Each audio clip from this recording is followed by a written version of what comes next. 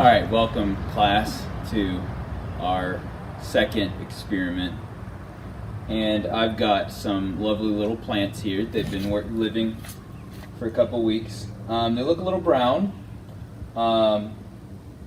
So what I plan on doing without the video is I plan on making a separate group of plants, just potting them, just as another control group to see whether or not I killed my stuff just because it wasn't getting enough water or whatever.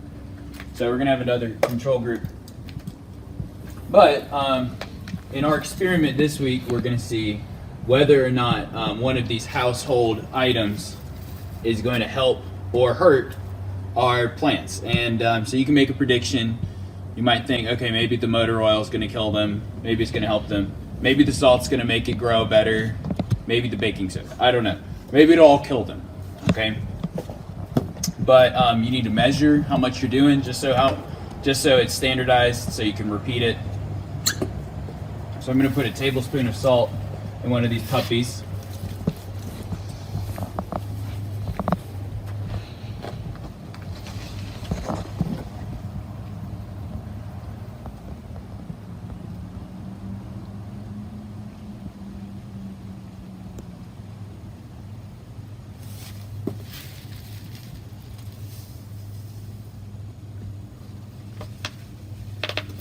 Alright, I'm gonna get some baking soda.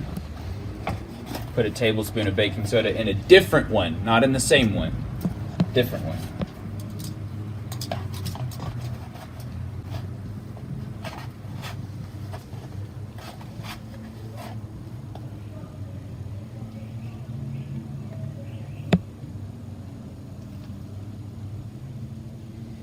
Okay. And then I'm not going to measure it with my little tablespoon because I don't want to ruin the tablespoon, but motor oil, you don't have to use the things that I'm using. You can come up with your own things. But I'm just going to drizzle some in this little plant, and it'll probably come out the bottom. So make sure you're not setting it on something that's like your mama's famous or favorite little porcelain part of the porch. But definitely don't have it in the grass just so that these chemicals don't affect the grass.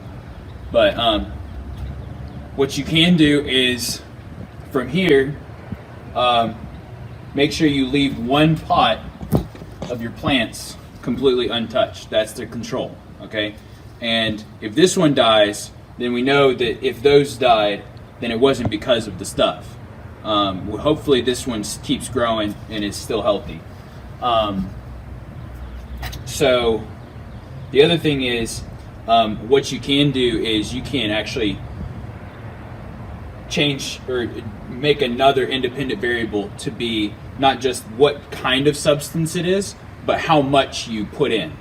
Okay, so instead of putting in a whole teaspoon, start out with a teaspoon. That you can go smaller and change how much you're putting in to see what the effect is. Okay?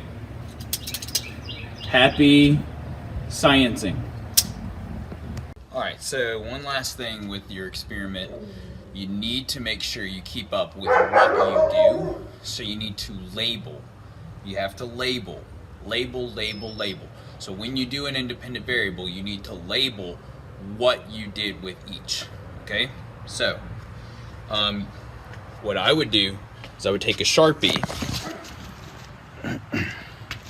and on each one of these cups that you make, I would write on there what I did. So this is salt, this is baking soda, this is motor oil, and this is the control. What I did was I repotted some more and I made these controls, okay?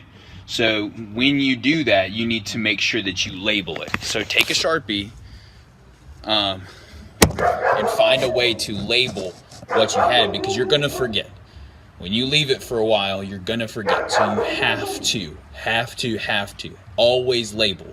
Another thing to do is not only label what was in it, but also label what you did to it. Did you water it? Did you, what day did you put it there? Okay. And think of other things. Be more creative than me. Think about your own things that you need to put on that label, and maybe even put a big experiment label and say "Do not touch," and tell people about it. Make sure that they don't touch what you've got. Again, before you pour motor oil anywhere, make sure that you've got your parents' permission. Okay.